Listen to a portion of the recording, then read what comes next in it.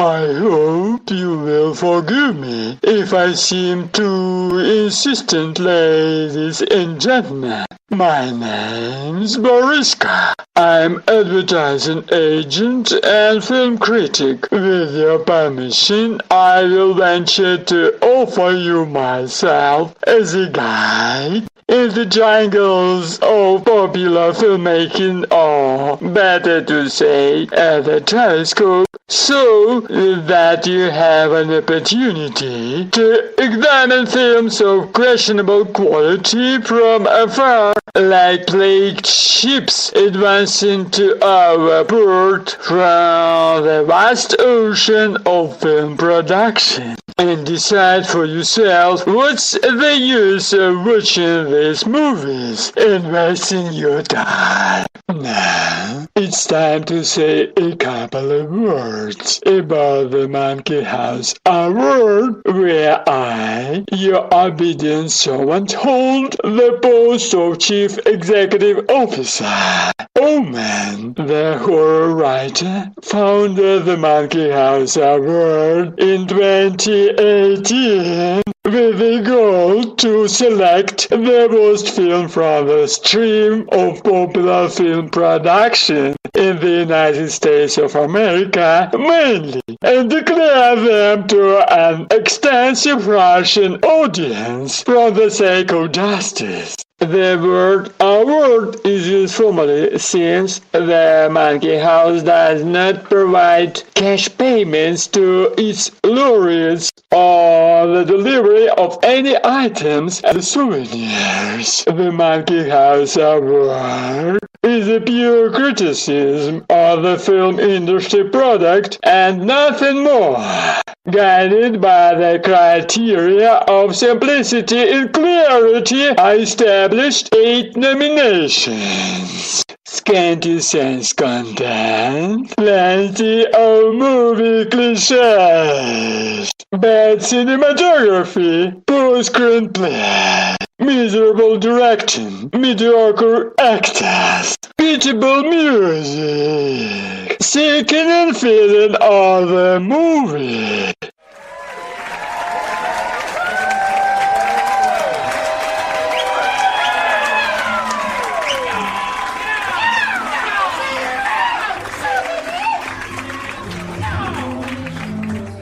A movie can be a winner in one of the nominations or in all 8. The principle is simple. The more nominations, the worse film is. Well, now I'm going to start my review of the first film triumphant of the Monkey House Award, the Expendables 3.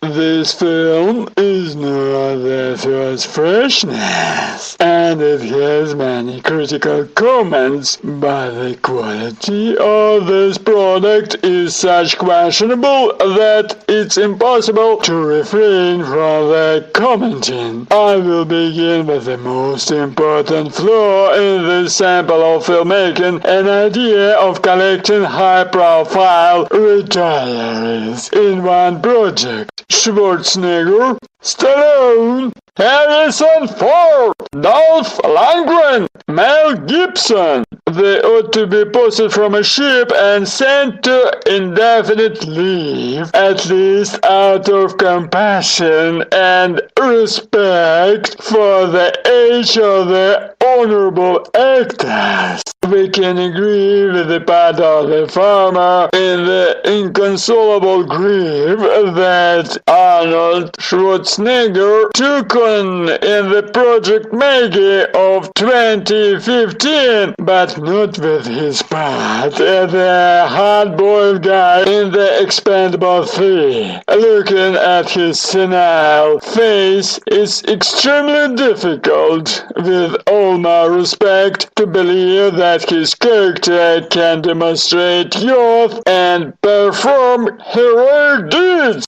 As Sylvester Stallone, a half-paralyzed disabled who is not able to turn his head properly, So he has to turn around with his whole body. It's painful to see how this poor fellow, worn out to the limit, suffers in his part of the hard-boiled guy. Performance of shrunken as a dried fruit, Harrison Ford in the part of major drama, piloting skillfully a helicopter at the end of its history does not hold water. 70-year-old man at the whim of the film director and screenwriters has to prove that he's a capital fellow, despite his frayed appearance, that he's still a hard-boiled fellow.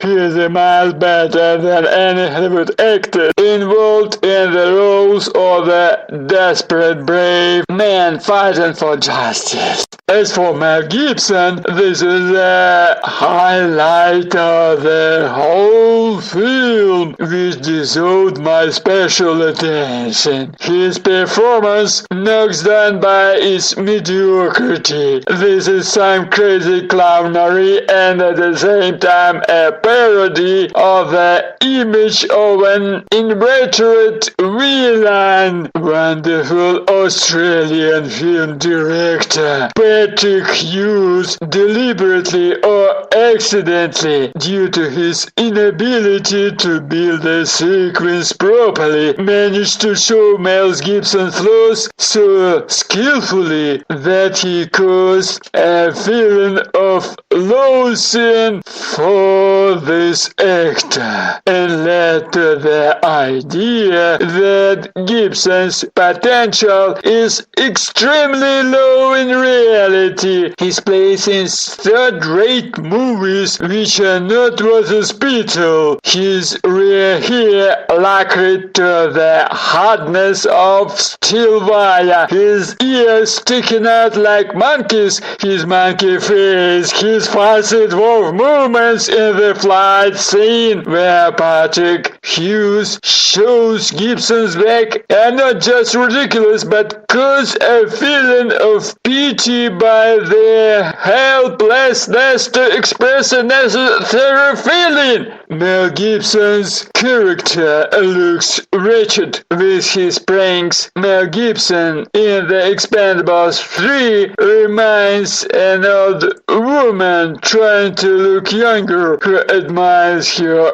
reflection in the mirror, confident of her irresistible sexual attraction.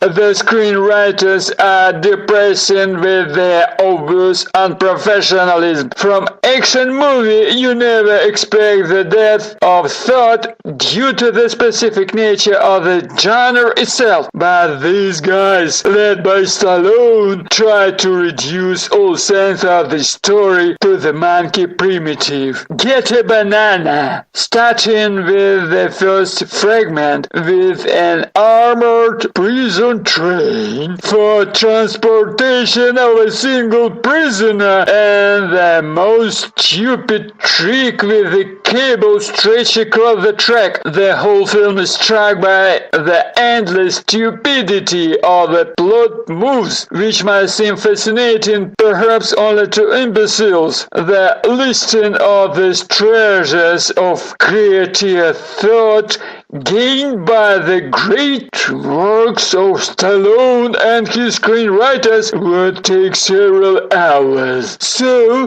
I will stop at the most egregious one. After watching it, every reasonable spectator will need hospitalization in a mental hospital. This is a war of a bunch of protagonists against an army of villains armed with tanks, armored personal carriers, and helicopters around the ruins of a hotel somewhere in abandoned terrace of one of the former Soviet republics, as a result of which all heroes without exception become winners and the villains get their deserved punishment. So, this film, The Expendables 3, legally reaps the laurels of the winner in 4 categories: the scanty science content, the poor screenplay, the miserable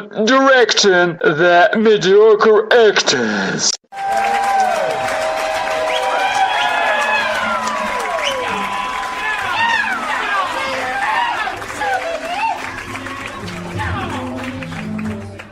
On this note, maybe not too joyful, I have to go to study a film which was released in 2018 and which will be the topic of my next critical review and an obvious candidate for the Monkey House Award. See you later, my dear!